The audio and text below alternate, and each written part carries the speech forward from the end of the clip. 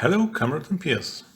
In preparation for the campaign series, growing interest in O Group and last historical developments, my eyes turned onto some older board games. Real tabletop war games, which are mostly called cosims in Germany. Hadn't played Turning Point Stalingrad for a lot of years. Avalon Hill released this game in 1989. This is the second edition. It's very suitable for solo play. Turning Point Stalingrad is an area control game. The German side tries to get the Volga riverbank under control as the Russian player clings on his beachheads. Units which are activated are exhausted or spent by an amount of time measured by the activity or success. Moving units are refreshed on the next day. Successful attacking units need 2 days to refresh, and beaten units need 4 days. Each unit has a rating for offense, defense, and movement. In the case of combat, the offense rating of a unit plus the numbers of supporting units plus 2d6 stands against the highest defense rating plus terrain modifier plus 2d6.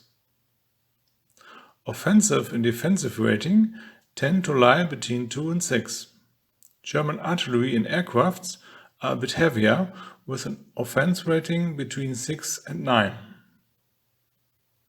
You play up to 3 weeks, day by day, with up to 12 day phases and 10 night phases.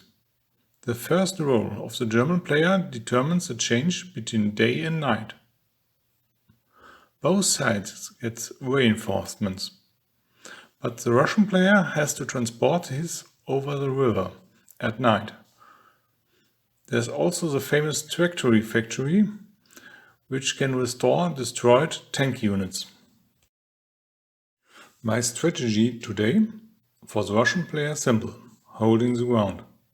For the German side, a twin attack towards the Volga in the south and a central push to the dominating hill Mamayev Kurgan was planned, supplemented with a northern attack to tie up Russian troops. The game starts on the 13th September with an all-out artillery strike. Today, only one bombardment out of 6 did any kind of damage, a prelude for things to come. On the first day, the Germans pushed forward mainly in the south, left side of the board, and managed to reach the Volga. The first Russian landing zone came also under attack and fell to the German. The leather works and the hospital on the outskirts of the city came under heavy attack. The defense at the hospital held, but the leather works were taken at first. In the night, the Russians launched a counterattack with 2 tank battalions and destroyed all 3 battalions of the 15th Regiment. A disaster that would stall the offense in the south. The Russian rolled an 11 with a 2d6 and threatened to overwhelm the German. So Germany pressed their advantage and forced a reroll of the dice, which ended with 2 sixes, a 12.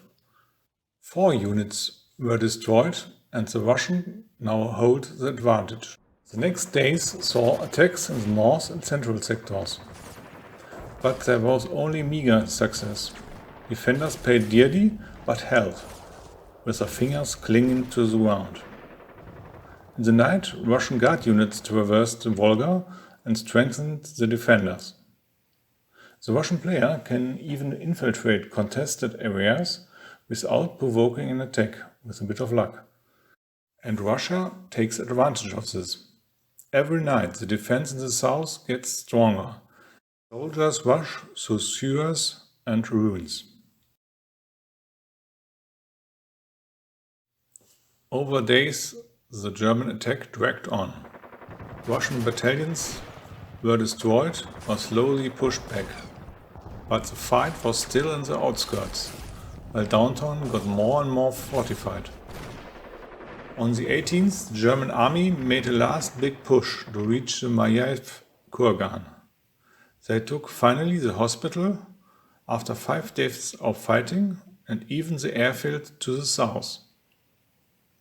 At dusk they reached the hill, but no longer had the strength to take it. In the night, Russian counterattacks hit the airfields and managed to cut off the German forces on Maiev kurgan. German reserves were sent in, but could not turn the tide. After a week of hard fights, the stubborn Russian defense still held. Germany failed to achieve its operational goals. Stalingrad was still defended, and it would cost a high price in blood to capture it. So a Russian victory in this game. Congratulations if you made it so far. I think this game gives a good feeling for fights in cities like Stalingrad, a bloody mess, where victory and defeat are close together. Normally, German advance grinds down to halt in the inner city, but not this time.